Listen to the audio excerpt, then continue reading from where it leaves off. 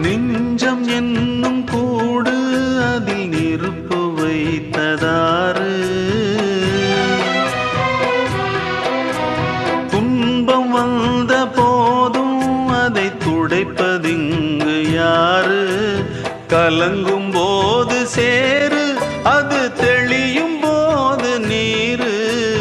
கடவுள் போட்ட கோடு அதை திருத்த போவதாறு?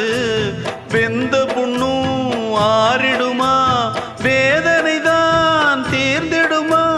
விண்ணுக்கும் மண்ணுக்கும் சம்பந்தம் உண்டுன்னு சொன்னது யாரு? அது மன்னவன் பேரு. அந்த வானத்தை போல மனம் படைச்ச மன்னவனே, பனி துளிய போல குணம் படைச்ச தென்னவனே.